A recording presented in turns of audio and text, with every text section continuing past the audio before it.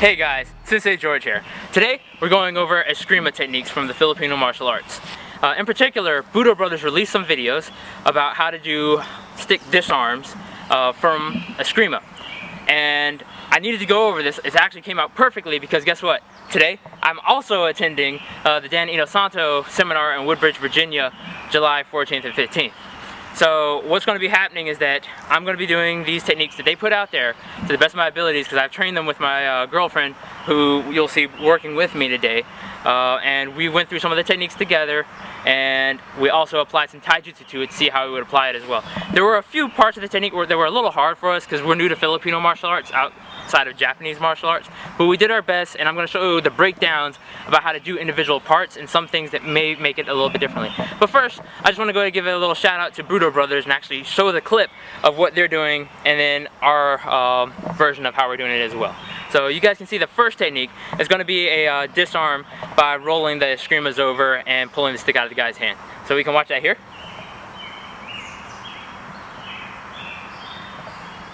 So that's the first thing that we're going to get ready to do.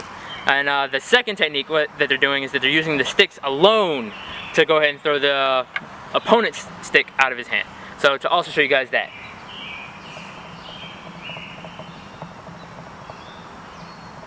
Okay, so let's get started. Okay, so here's the first technique that was shown. The person doing the technique has two sticks, the person getting the technique done to them has one. So what happens is that they come in with the two swing beforehand and then step in on the third one to brace the strike, and then they do like an uppercut motion to roll this over, striking into the head and neck, and then they pull the stick upward, making their stick face 90 degrees, and then pull back, pretty much simultaneously throwing the stick out of their hand, maintaining some control. Now, the most of the times that technique was done on Budo Brothers, they only showed it on one side, so it's very hard to see what was going on with the wrist and what was actually being done for it to get pulled out. So we're going to flip it around real quick and show you what we've been experimenting with. So we got to that same position, 1, 2, 3 over, pass, strike. And then we get ready to pull their stick out of the hand. We step off line and we try to angle our stick up at 90 degrees. But then what happened for a great deal of it is that we would go for this lock, and even if it wasn't close to the 90 degrees and we started to pull this over, maintain the hold, is that I would get here, roll over, and try to pull the stick out, and the stick would just keep rolling over my wrist, and it wouldn't pull it out necessarily. But by getting this 90 degrees and almost doing a wrist lock to yourself, by holding it into this motion, it would actually pin the wrist, so as you rolled over and got to this fashion here, the wrist couldn't go over and jump. So then by doing a quick motion, the stick would fly out and you'd be prepared to use.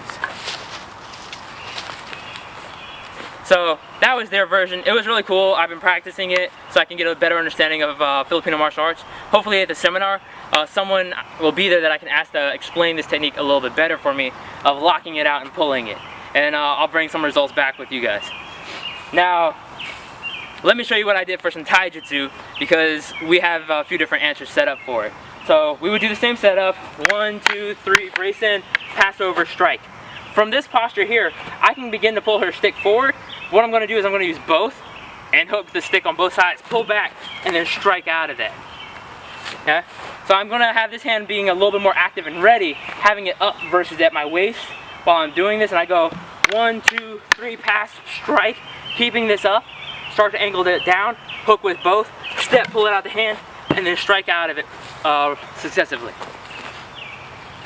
So that's the first one that I do. The second one we have to switch sides so you can see what's happening on.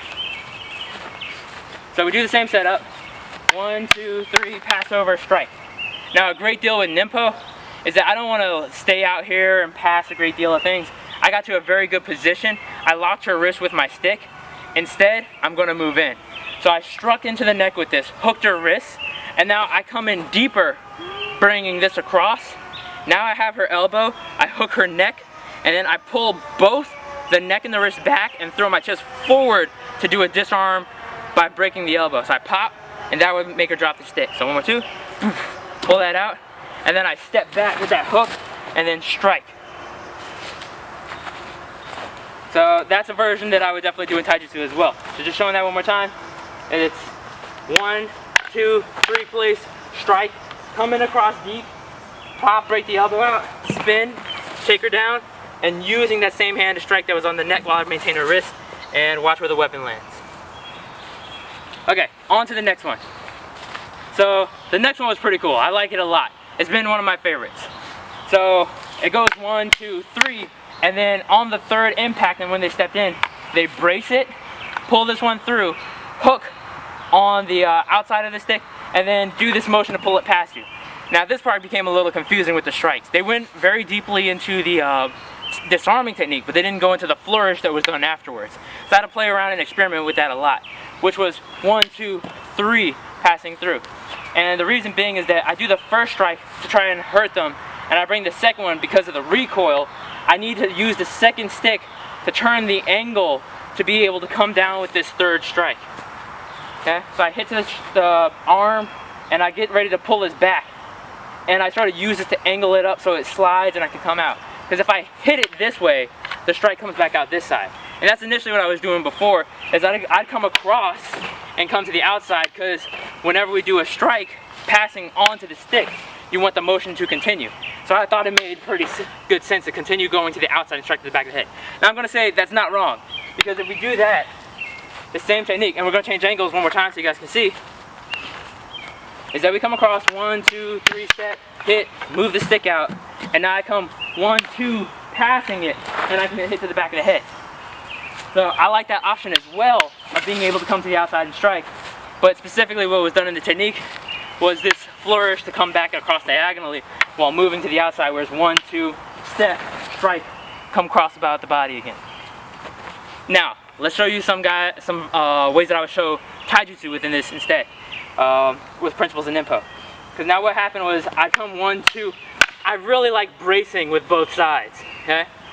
And then from this brace, I can slide and move across and thread and get to the same position, versus having this stick, the second stick, but not utilizing it. So now I can use both, press in, thread, pull, and then strike still out of that, okay? So showing that one more time. So that's 1, 2, 3, braced, pull, strike. It's in there. I like it. It's short and sweet.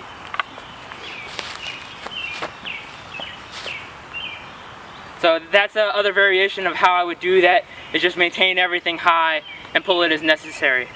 So I want to give you guys one more additional henka that was pretty good about how to deal with this same disarm. And it's going to bring in a little bit more Daken Taijutsu in striking. Because we've disarmed them, we can move in and we can make a difference. So we did the same thing, 1, 2, 3, we braced and we disarmed them. So from this, now I want to come in, I want to strike to their bicep to make so that they can't guard so well, and then rush in, letting that ride up and step on their foot so they can't get away. Getting this hook behind the neck, pulling them in, and then pulling them down, continuing the strike as necessary.